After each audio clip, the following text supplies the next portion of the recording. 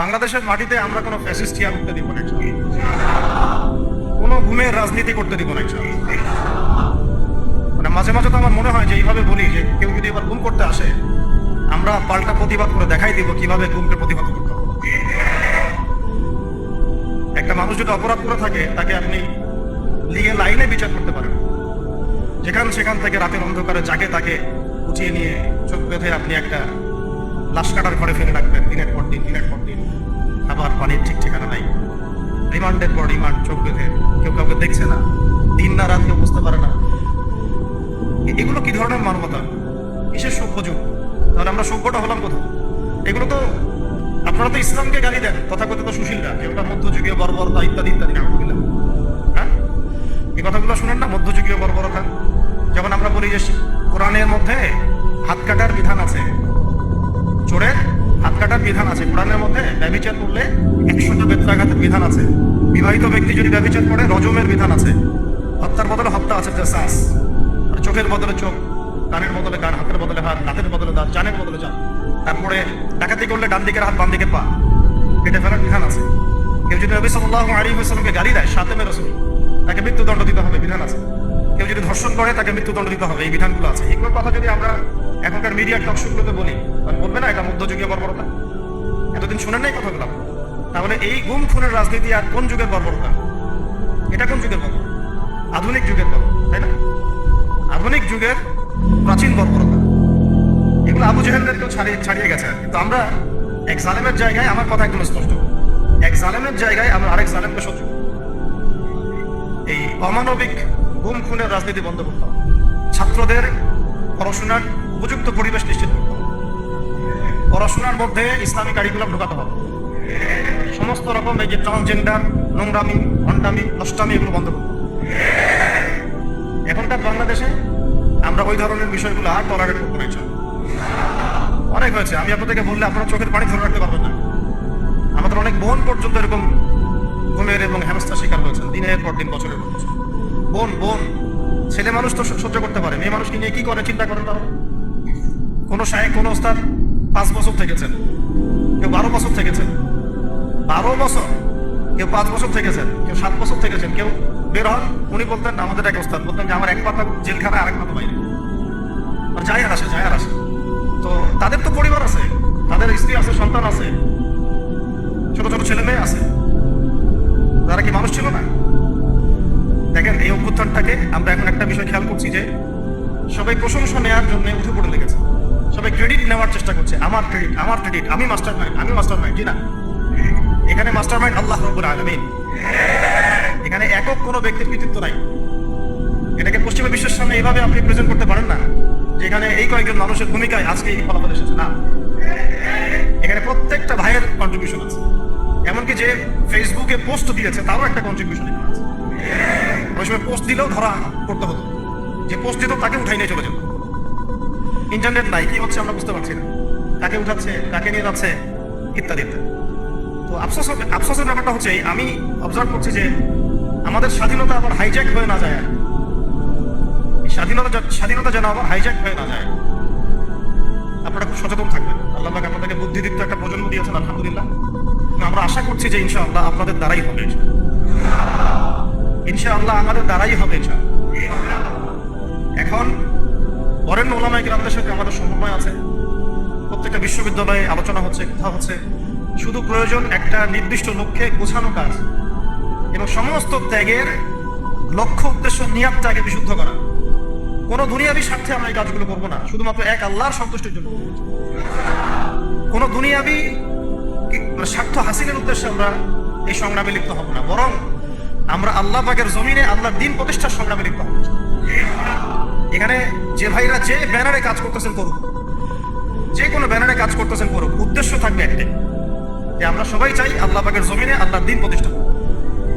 এটা প্রতিষ্ঠা না হলে যত পশ্চিমা তন্ত্রমন্ত্র আছে, আপনারা আমার চাই অনেক ভালো জানেন, এই কমিউনিজমের কথাই বলেন, সোকল্ড এই ডেমোক্রেসির কথাই বলেন, সেকুলারিজমের কথাই বলেন, যত মতবাদ, এগুলো চূড়ান্ত সফলতা এবং চূড়ান্ত জাস্টিস আপনাকে কখনো দিবেন। এগুলো দিন শেষে দেখবেন যে ওই জালেমের পক্ষেই রায় প্রদান করার জন্য এটা একটা ম্যানমেড তন্ত্রমন্ত্র। এই যে মেয়েটার কথা বলছি, ও তখন অনেক ছোট, সাথেও খুব, আমার ছেলে তো খুব মানে আমি যখন ছিলাম না তখন ওর আম্মা বলে আর কি, যখন পরে আসছি যে রাত্রেবেলা আমার ছবি নিয়ে থাকতো আর বলতো যে তোরা আমার বাবাকে নিয়ে গেছিস, তোদেরকে মাইক দিব। এই ইমোশনগুলোকে আপনার বুঝতে পারবো, এরকম আমাদের অনেক ভাই 5 বছর 7 বছর, কেউ তো এমন হয়েছে 10 বছর ওখানেই ওই অবস্থায়, তারপরে তাকে ওই ক্রসফায়ার দিয়ে মাটির তলে পুঁতে ফেলা গেছে। একটা কথা বলতে চাচ্ছি যে এখানে আমরা ক্রেডিট নেওয়ার জন্য কেউ যেন প্রতিযোগিতায় লিপ্ত না হই। এখানে প্রশংসা পাওয়ার যোগ্য সেই প্রত্যেকটা মানুষ যারা এখানে কোনো না কোনো ভাবে কন্ট্রিবিউট করেছে। এই আগুনটা একদিনে জ্বলে ওঠে নাই, এই আগুনটা জ্বলার পিছনে একটা দীর্ঘদিনের জুলুমের ফলেই মাজলুমের পক্ষ থেকে এই আগুনটা জ্বলে উঠেছে। আমরা একটু মূল আলোচনায় আসবো এবং আপনাদের উদ্দেশ্যে আমি কি আলোচনা করবো এটা ভাবছিলাম। আর এখানে যতবার আমরা যাওয়া আসা করতেছি একটা কথাই খালি মনে পড়ছে যে এটাই সেই জায়গা এখানে আমাদের ভাই এভাবে জীবন দিয়েছে, সারা দুনিয়ার মানুষ এটা দেখেছে। এখন আসেন মূল আলোচনায় আসি। আমরা আপনাদেরকে একটা মেসেজ দিতে চাই। জীবন দেয়ার ইতিহাস, একটা কথা খুব চর্চিত হচ্ছে যে আমাদের ভাই আবু সাঈদ রাহিমাহুল্লাহ তিনি একটা মহাকাব্য রচনা করেছেন। এই কথাটা কিন্তু বিশ্ব প্রেক্ষাপটে বলা হয়েছে, বুঝছে না? কিন্তু এইরকম মহাকাব্য পবিত্র কোরআনে এবং হাদিসে এবং নবী সাল্লাল্লাহু আলাইহি ওয়াসাল্লামের সিরাতে এরকম অগণিত মহাকাব্যের ঘটনা আছে। কিন্তু আমাদের কথা বলার উদ্দেশ্য হচ্ছে এই জীবন বিসর্জন যেন বিফলে না চলে যায়, তার জন্য বিফলে না, বরং এই জাতির জন্য যেন বিফলে না চলে যায়। কেউ যেন আমাদের ভাইদের রক্তের উপর সিঁড়ি বানিয়ে তার স্বার্থ উদ্ধারের মঞ্চ তৈরি করতে না পারে। এটাই আমাদের মূল আলোচনা। আপনাদেরকে শুরুটা বলছি এখান থেকে। দেখুন, আজকে থেকে হয়তো হাজার হাজার বছর আগে, আমি খালি পয়েন্টগুলো একটু টাচ করে যাবো, বাকিটা আপনারা পড়বেন, বাসায় গিয়ে স্টাডি পড়বেন ইনশাআল্লাহ। আরো অনেক জ্ঞান আপনারা হাসিল করতে পারবেন ইনশাআল্লাহ। আমি শুধু জাস্ট পয়েন্টগুলোকে আপনাদেরকে ধরাই দিব, বাকি পড়াশোনা আপনাদেরকে করতে হবে। হাজার হাজার বছর আগে এরকম জীবন দিয়ে মহাকাব্য রচনার একটা ইতিহাস হয়েছিল। প্রথম এই ইতিহাস রচনা করেছিলেন আদম আলাইহিস সালামের পুত্র হাবিল। আদম আলাইহিস সালামের পুত্র হাবিল, সূরা মাঈদার মধ্যে পাবেন, পড়ে নিন। কিসের কারণে হাবিলের কুরবানি কবুল হচ্ছে, কাবিলের কুরবানি কবুল হচ্ছে না? কাবিল হাবিলের প্রতি প্রচন্ড হিংসাত্মক, যদিও সে নবীর সন্তান। শয়তান এখানেই কাজ করে ভাইয়া ভাইয়া। এখনো যেটা হয়ে গেল বাংলাদেশে, আমরা কিন্তু সবাই কালিমা পড়া মুসলমান, তারপরেও কিন্তু একে অপরের বিরুদ্ধে দাঁড়াতে হলো। হিংসা, জুলুম, বিদ্বেষ, অনেক কারণ থাকে মাঝখানে কনফ্লিক্টের, এটা ক্রাইসিস অফ কনফ্লিক্ট। এখন কাবিল যখন হাবিলকে হত্যা করতে চাচ্ছে, তখন হাবিল বলছে যে তুমি যদি আমাকে হত্যা করার জন্য হাত বাড়াও, আমি তোমাকে হত্যা করার জন্য আমার হাত বাড়াবো না। ঘটনাটা কি আবু সাঈদের সাথে মিলে? তুমি যদি আমাকে হত্যা করার জন্য হাত বাড়াও, আমি তোমাকে হত্যা করার জন্য হাত বাড়াবো না। তুমি শুট করলে আমিও শুট করছি না। কাবিল হাবিলকে হত্যা করে ফেললো, হাবিল কোনো প্রতিবাদ করলো না। নবী করিম সাল্লাল্লাহু আলাইহি ওয়াসাল্লাম বলেছেন, পৃথিবীতে যত খুন হবে কিয়ামত পর্যন্ত, মনোযোগ রাখেন, পৃথিবীতে কিয়ামত পর্যন্ত যত খুনের ঘটনা ঘটবে, সমস্ত খুনের পাপের একটা অংশ কাবিলের আমলনামায় যুক্ত করা হবে। এখানে কে সফল? মহাকাব্য কে রচনা করেছে, হাবিল না কাবিল? আল্লাহ পাক আমাদেরকে শিক্ষা নেওয়ার তৌফিক দান। নূহ আলাইহিস সালামের যুগে নূহ আলাইহিস সালামের একজন সন্তান, সে ঈমান নিয়ে আসে নাই। বাবা তাকে ডাকছেন, আল্লাহর গজব চলে আসবে, তুমি তাড়াতাড়ি নৌকায় উঠো। সে বলছে যে আমি নৌকায় উঠবো না, আমি পাহাড়ের উপর উঠে যাবো। ইয়াসিমুনি মিনাল মা, পাহাড় আমাকে পানি থেকে বাঁচাবে। নূহ আলাইহিস সালাম পিতা হয়ে ব্যাকুল আর্তনাদ, বাবা আজকে এই আযাব কাউকে বাঁচাতে পারবে না, তাড়াতাড়ি নৌকায় উঠো। তো সে নৌকায় উঠলো না, জীবন সেও দিল। নূহ আলাইহিস সালাম কান্নাকাটি করছেন আল্লাহর কাছে, আল্লাহ ইন্নাহু মিন আহলি, সে আমার পরিবারের একজন, তাকে মাফ করে দাও। আল্লাহ রাব্বুল আলামিন বলেন লাইসা মিন আহলিক, সে তোমার পরিবারের কেউ না। এখানে নূহ আলাইহিস সালামের পুত্র, নবীর সন্তান জীবন দিলেন, কিন্তু মহাকাব্য রচিত হলো না। কথা কি বুঝতে পারছেন? মহাকাব্য রচিত হলো। এভাবে লূত আলাইহিস সালাম যাচ্ছেন, কারণ আপনারা জানেন লূত আলাইহিস সালাম এসেছিলেন সাদুম জাতির জন্য নবী হিসেবে। ওই জাতির মূল পাপই ছিল সমকামিতা। যেটাকে এখন আমরা এই সো কল্ড ট্রান্সজেন্ডার, তারপরে এলজিবিটি এইসব ইস্যুর মধ্যে নিয়ে আসছি। আর এটা পশ্চিমাদের একটা বড় এজেন্ডা, বাংলাদেশে এটাকে বাস্তবায়ন করা। এই জন্য তারা পশ্চিমার কিছু সেবা দাসকে তাদের মাথার উপরে নিয়েছে এটাকে বাস্তবায়ন করার জন্য, এবং যত সুদী এনজিও আছে এদের একটা বড় অংশ এই সাথে সম্পৃক্ত। কয়দিন পরে যদি দেখা যায় যে ক্লাসরুমের মধ্যে আপনারা বসে আছেন, ডানে বামে এলজিবিটি লোকজন বসে আছে, অবাক হওয়ার কিছু নেই। ওইদিকেই জাতিকে নিয়ে যাওয়ার চেষ্টা তারা করছে, কিন্তু ইনশাআল্লাহ আমরা সেটা হতে দিব না। আমরা সেই লূত আলাইহিস সালামের যুগে আল্লাহর পক্ষ থেকে যে শাস্তি আসছে, ওই শাস্তিকে আমরা আসতে দিব না ইনশাআল্লাহ। তোমরা ওই শাস্তি আনার ব্যবস্থা করবা, এই জাতিকে সমুদ্রে ডোবানোর ব্যবস্থা করবা, এটা আমরা হতে দিব না। লূত আলাইহিস সালাম দাওয়াতের কাজ করেই যাচ্ছেন, তাদের কওম সেটা শুনছে না। মূল পাপ ছিল তাদের সমকামিতা, হোমোসেক্সুয়ালিটি। আল্লাহ পাক এমন ভাবে তাদেরকে ধ্বংস করেছেন যেভাবে অন্য কোনো কওমকে করেন নাই। আসমান থেকে ফেরেশতা পাঠিয়ে জর্ডানে দেখবেন ডেড সি, মৃত সাগর, ওই জায়গাটা আছে এখনো, ওখানে সাদুম গোত্র বাস করতো। পাখা দিয়ে ফেরেশতারা তাদের পাখা দিয়ে ওই জায়গাটা এভাবে উঠিয়ে আসমান থেকে পাথর বর্ষণ করে এদের সবাইকে থেতলা করে আবার উল্টা দিকে দাফন করে দেওয়া হয়েছে। এমন শাস্তি পৃথিবীর ইতিহাসে কাউকে দেওয়া হয় না। তা আমরা কি বাংলার জমিন এই শাস্তি ডেকে নিয়ে আসতে চাচ্ছি? সবাইকে এই ব্যাপারে সচ্চার হতে হবে। আল্লাহ পাক আমাদেরকে বোঝার তৌফিক দান করে। লূত আলাইহিস সালামের স্ত্রী তার পক্ষে ছিল না। শাস্তি যখন নেমে আসলো, লূত আলাইহিস সালামের স্ত্রী নিজে তিনি সমকামী ছিলেন না, কিন্তু সমকামীদেরকে সাপোর্ট করেছেন। বাংলাদেশে এমন অনেক মানুষকে দেখা যাচ্ছে এখন নিজেরা হয়তো এলজিবিটি না, কিন্তু এটাকে সাপোর্ট করছেন। লূত আলাইহিস সালামের স্ত্রী সেই গজব থেকে বাঁচতে পারলেন না, আল্লাহ পাক তাকেও ধ্বংস করলেন। সেও জীবন দিল, এটা কোনো মহাকাব্য হলো না, নবী পরিবারের স্ত্রী হওয়া সত্ত্বেও। ঠিক আছে, কিন্তু আমরা যদি একটু ইব্রাহিম আলাইহিস সালামের দিকে তাকাই, তাকে ডেকে নিয়ে আসা হচ্ছে রাজদরবারে, বলো তোমার খোদাকে, তোমার আল্লাহকে। ইব্রাহিম আলাইহিস সালাম বলছেন, আমার আল্লাহ তিনি যিনি জীবন দেন, মৃত্যু দেন। তখন সেই বাদশাহ, জালেম বাদশাহ, আমি তুলনা করতে চাচ্ছি না কারোর সাথে, সেই জালেম বাদশাহ বললো যে আনা উহয়ী ওয়া উমীত, আমিও তো জীবন দেই আর মৃত্যু দেই। কিভাবে? সে একজন খুনের আসামি, তাকে ডেকে নিয়ে ছেড়ে দিল, এই যে জীবন দিলাম। আর এক নিরপরাধ মানুষকে ডেকে এনে হত্যা করলো, এই যে মৃত্যু দিলাম। আমাদের প্রশাসনের মতো অনেকটা। হ্যাঁ, আমরা পরিবর্তন চাই। এরকম যদি সিলসিলা চলতে থাকে তাদেরকেও ছাড় দিব না ইনশাআল্লাহ। তারা খুব ভালো করে জানে ছাড় না দিলে ওইটা না দেওয়ার মতো ক্ষমতাও বাংলার জনগণের আছে। যদিও তাদের হাতে অত্যাধুনিক মারণাস্ত্র থাকে আর আম জনগণের হাতে একটা লাঠি থাকে, তারপরেও আম জনগণ বিজয়ী হতে পারে। দেখেন, ইব্রাহিম আলাইহিস সালাম বুঝলেন যে মোটা বুদ্ধির মানুষ। তখন ইব্রাহিম আলাইহিস সালাম বললেন যে আমার রব পূর্ব দিক থেকে সূর্য ওঠান আর পশ্চিম দিকে ডুবান। তুমি যদি রব হয়ে থাকো তাহলে পশ্চিম দিক থেকে সূর্য উঠায় পূর্ব দিকে ডুবাও। আমি সবগুলো আয়াত কিন্তু মানে বলতে থাকলে অনেক সময় যাবে, আমি জাস্ট পয়েন্টগুলো বলতেছি। এটা সূরা বাকারায় আছে, কোথায় আছে? সূরা বাকারায়। এর আগে যেটা বললাম কওমে সাদুম, এটা অনেক জায়গাতে আছে। সূরা হুদ পড়ে দেখেন, আরো সূরা আরাফ পড়ে দেখেন।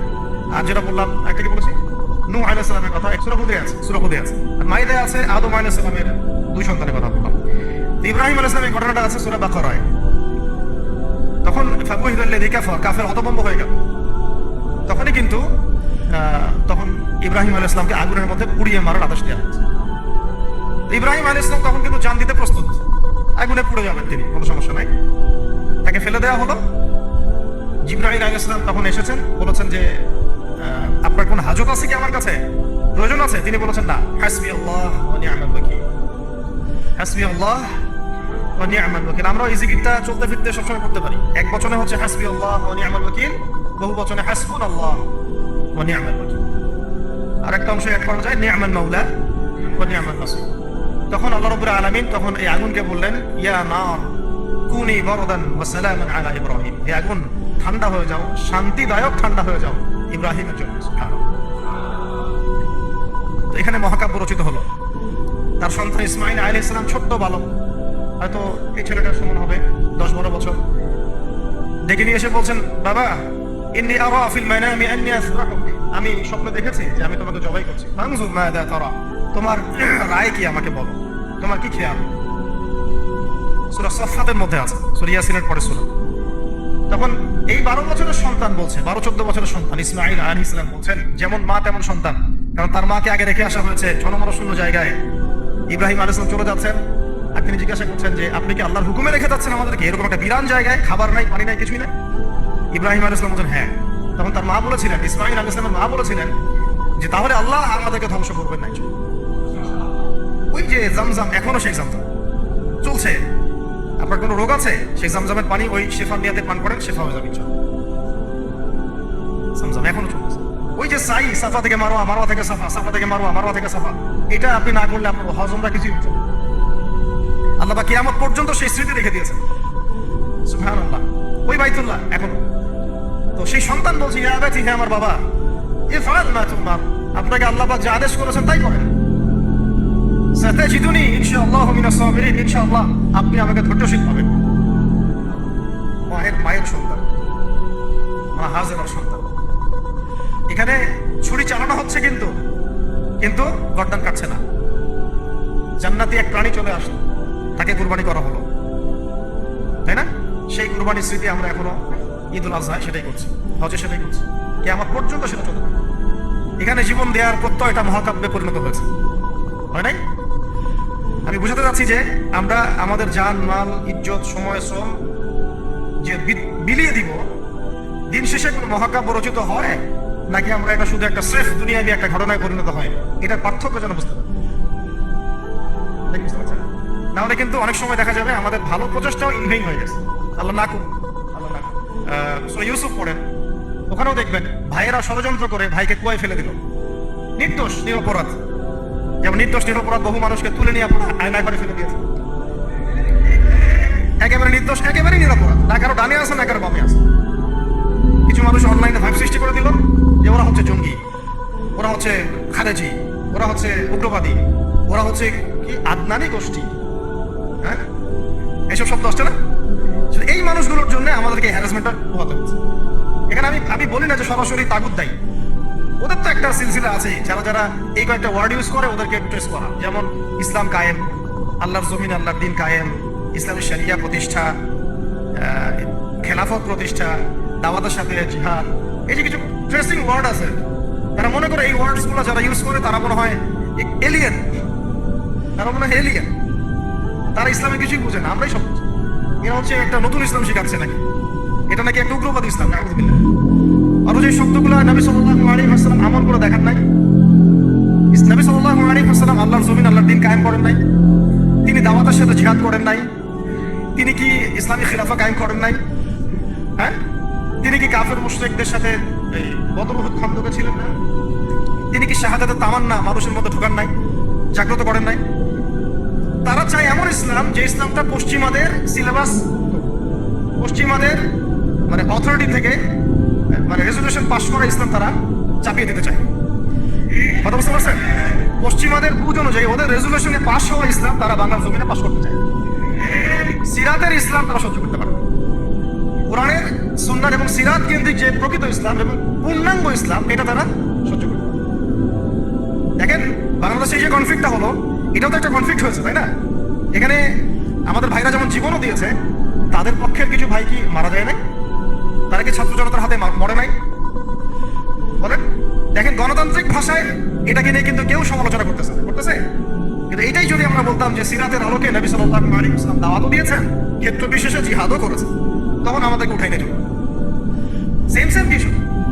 আপনি তো কনফ্লিক্টেই গেলেন, এখানেও তো মারলেন, এখানেও মারলেন, এখানেও মরলেন। আমরা বলছি না যে এই মুসলিম কান্ট্রিতে, বাংলাদেশের এই চলমান প্রেক্ষাপটে এই কান্ট্রিতে ওই রকম সশস্ত্র জিহাদের প্রেক্ষাপট তৈরি হয়েছে, এটা আমরা বলবো না, বললে ভুল হবে।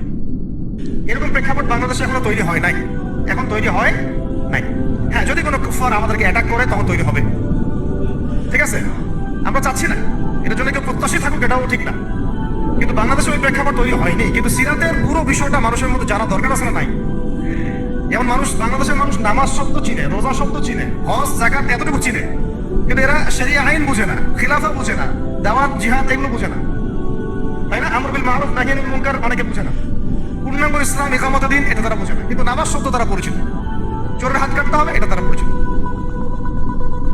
আর কিছু মানুষ আছে যারা শরিয়া চায় না এই কারণেই যে শরিয়া যদি বাস্তবায়িত হয় তাহলে তারাই ব্যক্তি জীবনে পাপ করতে পারবে না, এই জন্য তারা শরিয়া চায়। সে তো নিজেই চোর, সে তো চাইবে না যে হাত কাটার বিধান চালু হোক। নিজেই দুর্নীতিবাজ, ও তো চাবে না যে এটা চালু হোক। এই আর কি, সবাই জেনা করতে চাচ্ছে, সবাই সুদ খাইতে চাচ্ছে, তাহলে এগুলো চালু হলে তো সমস্যা। তো মূল প্রসঙ্গে আসি। দেখুন, পশ্চিমাদের এই বোঝানো এবং শেখানো ইসলাম প্রকৃত ইসলাম নয়, পশ্চিমকালেও নয়। প্রকৃত ইসলাম সেটাই যেটা কোরআনে থাকবে, হাদিসে থাকবে এবং নবী সাল্লাল্লাহু আলাইহি ওয়াসাল্লামের সিরাতের মধ্যে থাকবে, এবং যার উপরে সাহাবায়ে কেরাম আমল করে দেখিয়েছেন সেটাই প্রকৃত ইসলাম। নতুন করে কোনো মডারেশন অফ ইসলামের কোনো সুযোগ নেই। আমরা খুব আফসোসের সাথে লক্ষ্য করছি যে কিছু মডারেট ইসলামপন্থীদেরকে পশ্চিমারা মাথার উপর উঠাচ্ছে এখন। তাদেরকে আবার এমনভাবে রিপ্রেজেন্ট করতেছে মানে এরাই ইসলাম বুঝে, আমরা আর কিছুই বুঝি না। তা আসেন আমার সাথে লাইভ ডিবেটে বসেন না, আমার সাথে পুরো জাতির সামনে লাইভ ডিবেটে বসেন। এই যে কিছু বাউল মার্কা, লালন মার্কা ইসলাম যে প্রচার করতেছেন, এগুলো যে একবার সারাসাত এগুলো একটা বিভ্রান্তি, গোমরাহি এবং পথভ্রষ্টতা, এটা নিয়ে তাহলে পুরো জাতির সামনে বসেন আমাদের সাথে। যদি জাতির সামনে বসতে লজ্জা পান তাহলে মাদ্রাসায় এসে বসেন, আমরা বুঝাই। এটাতে রাজি না। পশ্চিমারা বুঝাইছে যে ইসলাম, সেই ইসলাম তারা বসতে চায়। কিছু মানুষের কথা এতই মানে চাইল্ডিশ, প্রিম্যাচিউর, যে আপনারা কি শরিয়ার কথা বলে, পূর্ণাঙ্গ ইসলাম প্রতিষ্ঠার কথা বলে, ইসলামী আইনের কথা বলে দেশটাকে কি আপনারা সিরিয়া বানাতে যাচ্ছেন? দেশটাকে কি আপনারা আফগানিস্তান বানাতে যাচ্ছেন? এরকম কথা আসতেছে না। তো সিরিয়া কি মুসলমানদের হাতে এই অবস্থা হয়েছে, নাকি সিরিয়া পশ্চিমাদের হাতে অবস্থা? উত্তরটা, সিরিয়ার গৃহযুদ্ধটা কি মুসলমানরা লাগাইছে, না এই গৃহযুদ্ধের পিছনে পশ্চিমাদের এখানে ষড়যন্ত্র ছিল? আফগানিস্তানের এই ব্যাটেল কি আফগানিস্তানের মানুষ নিজেরা লাগাইছে, না পশ্চিমারা এসে এখানে মাথা ঢুকাইছে তারপরেই শুরু হয়েছে? রাশিয়ানরা যখন এখানে আসছিল এই আফগান কন্টিনেন্টে, তখন তারা অস্ত্র হাতে নিতে বাধ্য হয়েছে। পশ্চিমা আমেরিকা যখন আসছে, ন্যাটো যখন আসছে, তখন তারা আবার অস্ত্র হাতে নিতে বাধ্য হয়েছে। এখানে কি এই কনফ্লিক্ট, এই ক্রাইসিসের জন্য কি মুসলিমরা দায়ী? তাহলে এই কথা বলেই বা কি প্রমাণ করতে চাচ্ছে? ওরা যদি কোনো জাতির মধ্যে বিভাজন সৃষ্টি করতে চায়, বিশৃঙ্খলা সৃষ্টি করতে চায় এবং গলদ ইসলাম প্রতিষ্ঠা করতে চায়, আদর্শের খেলাফ কোনো আদর্শ বাস্তবায়ন করতে চায়, তখন কি সেই জাতির লোকেদের অধিকার নাই এটা নিয়ে কথা বলা, এটা নিয়ে প্রতিবাদ করা? এবং তারা যদি সামরিক হস্তক্ষেপ করে, তখন কি ওই জাতির উপর ওয়াজিব না ওদেরকেও সামরিকভাবে ডিফেন্ড করা? একই সময় আমরা দাওয়াতের কথা বলবো। এই তো আমাকে প্রেক্ষাপট বুঝতে হবে। তো কিছু মানুষ আসলে চিন্তা করে কি, ইসলামটাকে এইভাবে চিন্তা করে, ইসলাম মনে হয় একটা ওই রান্না করা হাড়ির ভাত, একটা টিপলেই মনে হয় সব বোঝা যাবে। জি না, ইসলাম এমন কিছু না যে আপনি এই ফটো উঠাবেন, একটা করে কি বলে একটা ভাত উঠাবেন, উঠায় টিপ দিবেন, বাকি সব বুঝে ফেলবেন। ইসলাম এত সহজ দিক না, এত সহজ জীবন ব্যবস্থা। এটার গভীরতা অনেক বেশি, আপনাকে অনেক গভীরে যেতে হবে। আল্লাহ পাক আমাদের সবাইকে বোঝার তৌফিক দান করেন। ইসলাম বুঝতে হবে কোরআনের আলোকে, সুন্নাহর আলোকে, নবীর সিরাতের আলোকে, সাহাবায়ে কেরামের বুঝের আলোকে। এমনকি পরবর্তী কোনো মানুষের ব্যক্তিগত কোনো বুঝের আলোকে ইসলাম বুঝতে চলবে। ঠিক আছে? এখন আসেন অনেক ভিতরে চলে যাচ্ছি আবার। এই ইউসুফ আলাইহিস সালামকে গর্তে ফেলছে কি ভাইরা না? তারপরে তিনি আল্লাহ পাক তাকে সম্মানিত করে রাজ দরবারে নিয়ে যান নাই? রাজ দরবারে যাওয়ার আগে তাকে 12 বছর জেল খাটতে হয়েছে। কত বছর? কোনো অপরাধ ছিল তার? মেয়েরা, কিছু মেয়ে তার সাথে খারাপ কাজ করতে চাচ্ছিল, তাই না? তাই না? দেখেন, ইউসুফ আলাইহিস সালামের আমরা বাহ্যিক সৌন্দর্য নিয়ে কথা বলি সবাই। ইউসুফ আলাইহিস সালাম খুব সুন্দর ছিলেন দেখতে, তাই না? অর্ধেক সৌন্দর্য তাকে দেওয়া হয়েছে। আমাদের নবীজি বলেছেন, মেরাজের রাতে আমি ইউসুফ আলাইহিস সালামের সাথে সাক্ষাৎ হয়েছে, এটা জানেন? তো তিনি বলেছেন যে ইউসুফ আলাইহিস সালামকে পৃথিবীর মানে মানুষের মধ্যে যে সৌন্দর্য এর অর্ধেক দেওয়া হয়েছে। একজন সাহাবী আবার একটা চমৎকার মন্তব্য করেছিলেন যে ইউসুফ আলাইহিস সালামের সৌন্দর্য দেখে হাত কেটেছে মেয়েরা, তাই না? মনে আছে তো? হাত কেটেছে মেয়েরা। আর আমাদের নবী সাল্লাল্লাহু আলাইহি ওয়াসাল্লামের চেহারা মোবারকের নূর দেখে জান দিয়েছে সাহাবীরা, তাই না? বদরের মাঠে। তো ইউসুফ আলাইহিস সালাম কোনো অপরাধ করেন নাই, তারপরেও জেনার অপরাধে তাকে থাকতে হবে। আর আমাদেরকে তো মাশাআল্লাহ মানে বিনা অপরাধে কত কিছু করতে হইলো। আপনারা সূরা বুরুজ পড়বেন, এখানে একটা ছোট বালকের কথা আছে। ওই বালককে, অনেক বড় ঘটনা, এটা আলাদা লেকচার আছে আমার, দেখে নিয়ে। ওই বালককে মানে রাজা, জালেম শাসক রাজা, সে জাদু শিখাচ্ছে। কি শিখাচ্ছে? জাদু। এটা হারাম, একেবারে হারাম। জাদু শিখাচ্ছে, কিন্তু জাদু শিখতে আসার সময় সে আবার এক আল্লাহর ওলির দরবার দিয়ে আসে। ওর কাছে তখন আবার ওই কথাগুলো খুব ভালো লাগে, সেখানে বসে দিনের কথা শুনতে শুরু করে। এদিকে আবার জাদুও শিখে, এদিকে আবার দিনের কথাও শিখে। এক পর্যায়ে তার মধ্যে এটা মানে প্রাধান্য বিস্তার করলো যে এটাই মনে হয় সত্য, আল্লাহর দিনের কথাটাই সত্য। একদিন রাস্তায় যাওয়ার সময় হঠাৎ একটা প্রাণী, মানে বিভৎস একটা প্রাণীর দেখা মিলছে। কেউ রাস্তা থেকে সরাইতে পারে না, তখন সে চিন্তা করলো যে আজকে আমি বরফ করে দেখবো যে এই জাদুঘরের এলেমটা বেশি কার্যকর, এই আল্লাহর ওলির এলেমটা বেশি কার্যকর। সে একটা পাথর নিয়ে নিক্ষেপ করে বলল, যদি হে আল্লাহ, আল্লাহর ওলি তোমার কাছে, এই পাত্রী বুজুর্গ তোমার কাছে বেশি মাকবুল হয়, তাহলে আজকে এই ঢিলের ওসিলায় তুমি এই প্রাণীটাকে মেরে ফেলো। তো ওই ঢিল দেওয়ার সাথে সাথেই প্রাণী মারা গেছে। তো তখন সে মাশাআল্লাহ ইসলাম কবুল করে ভিতরে ভিতরে, কিন্তু প্রকাশ করে না। পরে যখন প্রকাশ হয়ে যায় তখন তাকে মেরে ফেলার জন্য, আমি শর্টকাটে বলতেছি, ওই শাসক কি করলো, ও সেনাবাহিনীকে লেলিয়ে দিল, ওকে নিয়ে যাও পাহাড়ের উপর থেকে ফেলে দিল। পাহাড়ের উপরে উঠেছে সে, ফেলাই দিবে তাকে। তখন সে একটা দোয়া পড়লো, আল্লাহুম্মা কফিনিহিম বিমা শি'তা। দোয়াটা শিখে নেবেন, আল্লাহুম্মা কফিনিহিম বিমা শি'তা। আমরা এই দোয়াগুলো করতাম, আল্লাহুম্মা কফিনিহিম বিমা শি'তা, আল্লাহুম্মা ইন্না নাজআলুকা ফি নুহুরিহিম ওয়া নাউযু বিকা মিন শুরুরিহিম, ইয়া মুনজিলাল কিতাব সারি আল হিসাব ইহজিম আল আহজাব আল্লাহুম্মা ইহজিমহুম ওয়া জালজিলহুম। এগুলোর যে ইফেক্ট এটা আমরা নিজের চোখেই দেখেছি। ঠিক আছে, এই দোয়াগুলো শিখবেন। তো সে দোয়া করলো, আল্লাহুম্মা কফিনিহিম বিমা শি'তা। তো তাকে তো ফেলাতে পারলোই না, বরং ওরাই নিচে পড়ে গেছে। সে হেঁটে হেঁটে রাজ দরবারে আসছে, কি হলো, তোমাকে মারতে পাঠালাম, কি সমস্যা, কিভাবে আসলা, এইভাবে। আবার পাঠাইছে সেনাবাহিনী, যা একে সমুদ্রের মাঝখান থেকে ফেলে দিবে, ওই সাগর থেকে ফেলে দিবা। ওই সাগরের মাঝখানে নিয়ে যাওয়া হলো, ওখানেও সে আবার দোয়া করছে, আল্লাহুম্মা কফিনিহিম বিমা শি'তা। সাগরের ঝড়টা শুরু হলো, ওর সেনাবাহিনী পড়ে গেছে, সে আবার সেফ অ্যান্ড সাউন্ড চলে আসলো রাজ দরবারে। কি সমস্যা হে তোমার, তোমাকে মারা যাচ্ছে না কেন? এই ছেলেটাকে বাদশা বলতেছে যে তুমি কে হে, মারা যাচ্ছে না কেন? তো সে বলছে, দেখেন, আপনি যদি আমাকে মারতেই চান তাহলে আমি যেটা বলি সেটা করেন। কি সেটা? আপনি রাজ্যের সমস্ত মানুষকে জড়ো করেন, করে আমাকে খেজুর গাছের সাথে বেঁধে দেবেন, দিয়ে আমার ধনুক থেকে একটা তীর বের করবেন, তীরটা বের করে সবার সামনে এইভাবে নিশানা লাগায় বলবেন, বিসমিল্লাহি রাব্বি হাযাল গোলাম। মানে হচ্ছে আমি এই ছেলেটার রবের নামে তীর নিক্ষেপ করছি। কি বুঝলেন? আমি এই ছেলেটার রবের নামে তীর নিক্ষেপ করছি। তো রাজা তো ব্যাস, যারা একটু ক্ষমতাশীল হয় তারা একটু মোটা বুদ্ধির হয়, তারা এই কাজই করলো, সমস্ত লোকজনকে জড়ো করে বিসমিল্লাহি রাব্বি হাযাল গোলাম নিক্ষেপ করলো। ছেলেটার হাদিসের মধ্যে আসছে, ছেলেটার এই জায়গায় তীর ঢুকে দিতে বের হয়ে গেছে, সে শহীদ হয়ে গেছে, আলহামদুলিল্লাহ।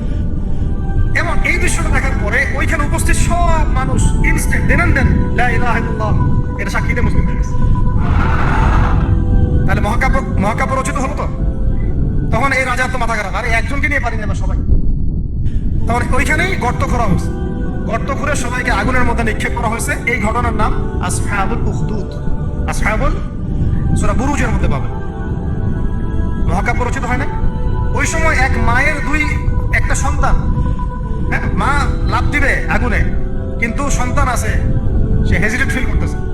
ওই যে সন্তান, এই দুধের বাচ্চা তখন কথা বলে ওঠে যে মা তুমি চিন্তা করো না, মা তুমি চিন্তা করো না, তুমি লাফিয়ে পড়ো আগুনে, ইনশাআল্লাহ আগুনের পরেই জান্নাত আছে। তো এরকম ঘটনা আরো ঘটছে। ফেরাউনের স্ত্রী, ফেরাউনের দাসী, ওই যে আসিয়া, নাম করে আছে, অনেকে আসিয়া বলে, অনেকে অন্য নামও বলে, তার সন্তানকে এভাবে গরম তেলে ফেলে দেওয়া হয়েছে। এবং তাদের সেই যে মাকবারা, কবর, সেখান থেকে নবী সাল্লাল্লাহু আলাইহি ওয়াসাল্লাম তার যে জান্নাতের ঘর, আল্লাহ পাক তাকে জান্নাতের ঘর দিয়েছেন, ওই ঘরের যে ঘ্রাণ, এটা নবী সাল্লাল্লাহু আলাইহি ওয়াসাল্লাম মেরাজের রাতে পেয়ে এসেছেন। সুবহানাল্লাহ। ফেরাউনের দাসী মহাকাব্য রচনা করেছেন। আসহাবুল উখদুদের এই বালক মহাকাব্য রচনা করেছেন। ওই উখদুদের সেই মানুষগুলো মহাকাব্য রচনা করেছেন, তারাও জীবন দিয়েছেন, তাদের জীবন দেওয়া ব্যর্থ হয়নি, হয়েছে। এরকম আরো অনেক হিস্ট্রি আছে, একটা করে বলতে গেলে অনেক। একটা কথা মনে পড়লো যে সূরা ইয়াসিন আপনারা পড়েন না অনেকেই, সবাই সকালবেলা সূরা ইয়াসিন পড়বেন, আমলটা করবেন, ফজরের নামাজের পরে সূরা ইয়াসিন পড়ার অভ্যাস করেন। আমি তো বলি সূরা ইয়াসিন মুখস্থ করে দিন। কিছু কিছু বিষয়ে নবীজি চাইতেন যে উম্মার পরিজনের মধ্যে থাক, তার মধ্যে সূরা মুলক আছে, তিনি চাইতেন সবার যেন এটা হিফজ থাকে। সূরা ইয়াসিন একটা অনবদ্য সূরা, এটা আপনার যে কোনো হাজতও পূরণ করতে পারেন, আপনি আল্লাহর হেফাজতে থাকবেন। তো এখানে দেখবেন পড়তে এক জায়গায় পাবেন যে একটা করিয়া, মানে গ্রামের মধ্যে 3 জন ব্যক্তিকে আল্লাহ পাক নবী করে পাঠিয়েছেন একই সাথে, মানে একই সাথে 3 জন নবী একটা এলাকাতে। ঠিক আছে, তো তারা দাওয়াতি কাজ করছিলেন। তো দাওয়াত অনেকে বেশিরভাগই কবুল করছিল না, কিন্তু দূর থেকে একজন লোক দৌড়ে আসছে ইসলাম কবুল করার জন্য। সে আগে হয়তো কবুল করেছিল, দৌড়ে এসে কওমকে বলছে যে হ্যাঁ আমার কওম এই রাসূলের অনুসরণ, কারণ তোমাদের কাছে কোনো আজর চাচ্ছে না, রাসূলের অনুসরণ করো। এই ব্যক্তির নাম হচ্ছে হাবিবে নাজ্জার।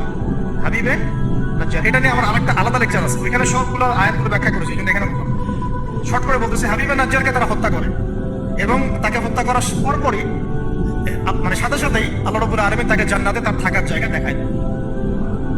এবং সে বলে যে ইয়া লাইতা কওমি ইয়ালামুন, হায় আমার কওম যদি জানতো যে আজকে আমি কত সফল। হয়তো আমাদের শহীদ ভাইরা এই কথাই বলতেছে, আমাদের কওম যদি জানতো যে আজকে আমরা কত সফল। তো এই হাবিবে নাজ্জারের জীবন দেয়াটা কিন্তু মহাকাব্যে পরিণত হয়েছে। আসহাবুল কাহফও জীবন না দিলেও তারাও কিন্তু তাদের পুরো সভ্যতা থেকে বেরিয়ে গিয়েছিল। একটা শিরকে পরিপূর্ণ সভ্যতা, জুলুমের পরিপূর্ণ সভ্যতা থেকে তারা বেরিয়ে গিয়েছিলেন। আল্লাহ পাক তাদেরকে 309 বছর ঘুম পাড়িয়ে রেখেছেন। এখান থেকে আমরা বুঝি যে আপনি যদি আল্লাহর প্রতি পূর্ণ তাওয়াক্কুল করেন, ঈমান আনেন, আল্লাহ পাক ঘুমের মধ্যেও আপনাকে সাহায্য করবেন। তারা ঘুমিয়েছিল যখন, আল্লাহ রাব্বুল আলামিন ফেরেশতাদেরকে দিয়ে তাদের পাশ পরিবর্তন করিয়েছেন, ডান থেকে বামে, বাম থেকে ডান। ঘুমিয়ে থাকলে আল্লাহ পাক আপনাকে ফেরেশতা দিয়েও সাহায্য করতে পারে যদি আপনি হকের উপরে থাকেন। তারাও কিন্তু জীবন বিসর্জন দিল, এটা কিন্তু মহাকাব্যে পরিণত হয়েছে।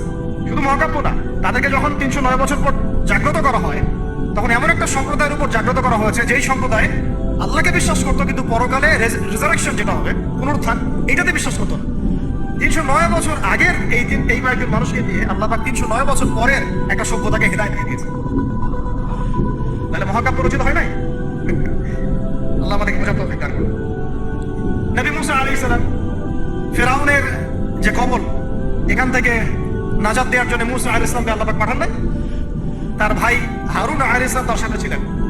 দেখেন, ফিরআউন কিন্তু জানতো, তাকে ভবিষ্যৎবাণী করা হয়েছিল একজন বালকের জন্ম হচ্ছে শীঘ্রই, তোমার রাজপ্রাসাদ এখন কাঁপাই দিবে। কিন্তু তখন কিন্তু সে কি শুরু করলো? সব ছোট ছোট বাচ্চাদেরকে হত্যা করা শুরু।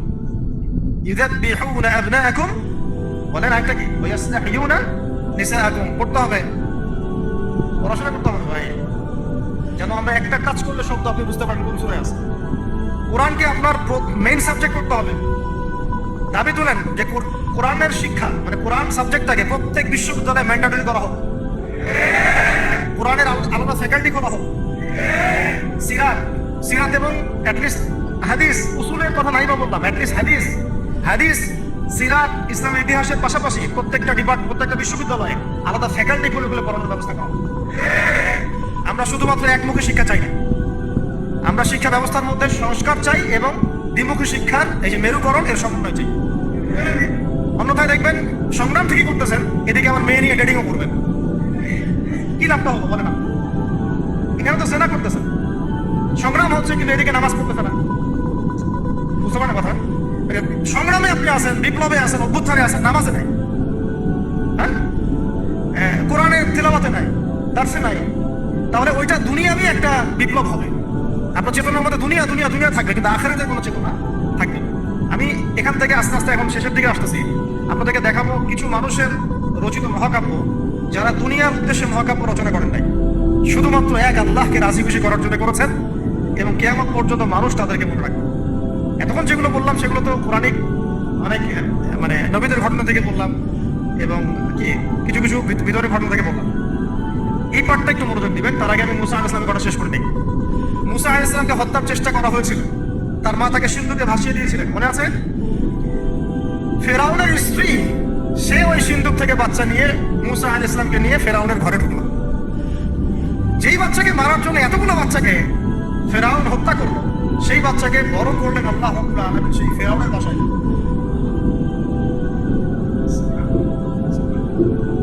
আল্লাহু আকবার।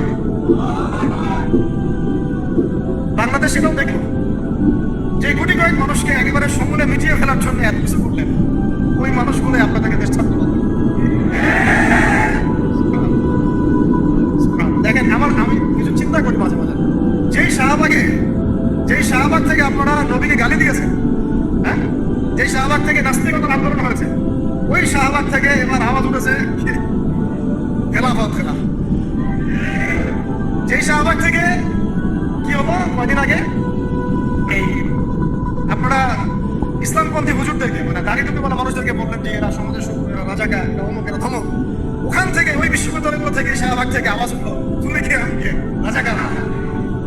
দেখছেন আল্লাহ রাব্বুল আলামিনের কৌশল? দেখছেন, মানে ফলাফল আসবেই, আল্লাহ রাব্বুল আলামিন একটু ডিলে করেন, একটু সুযোগ দেন, ছাড় দেন, যাতে করে তাদের পাপ বাড়তে থাকে এবং হুজ্জত কায়েম হয়। এখন আসি, ফেরাউনের ঘরেই লালিত পালিত হচ্ছে মুসা আলাইহিস সালাম। অনেক ঘটনা, বনু ইসরাঈলের উপর অনেক নির্যাতন করা হয়, এই নির্যাতনের হাত থেকে আল্লাহ পাক উদ্ধারের জন্য মূসা আলাইহিস সালামকে পাঠান। তিনি একটা দোয়া করতেন, সেই দোয়াটা আমাদের করা উচিত। তিনি বলতেন, রব্বি ইশরাহ লি সাদরি ওয়া ইয়াসসির লি আমরি ওয়াহলুল উকদাতাম মিন লিসানি ইয়াফকাহু কওলি। তো শেষমেশ বনু ইসরাইলকে মারার জন্য ফেরাউন দলবল নিয়ে কোথায় গেল? লোহিত সাগরের কাছে। দলবল পিছনে, সামনে লোহিত সাগর, এখানে হচ্ছে বনু ইসরাইল আর মূসা আলাইহিস সালাম। পিছনেও যাওয়ার কোনো রাস্তা নাই, সামনেও যাওয়ার কোনো রাস্তা নাই। 5 তারিখের মতো আর কি। মানে না পিছনে যাওয়ার আপনাদের কোনো রাস্তা ছিল, আর না সামনে কি আছে আপনারা বুঝতে পারতেছেন। ওটাও তো বুঝতে পারতেছিলেন না সামনে কি আছে। এবার যদি মানে আল্লাহ পাক কোনো রাস্তা না খুলেন, তাহলে হয় সাগরে ডুবে মরতে হবে, না হলে বনু ইসরাইল এই ফেরাউনের হাতে পড়ে। তখন এই যে একটা কথা, তখন বনু ইসরাইলের মধ্যে একজন ব্যক্তি মূসা আলাইহিস সালামকে বলেছিল, ইয়া মূসা, হে মূসা, ইন্না লামুদরাকুন, আমরা তো ধরা পড়ে গেলাম। কি বলেছে? ইন্না লামুদরাকুন, আমরা তো ধরা পড়ে গেলাম। তখন মূসা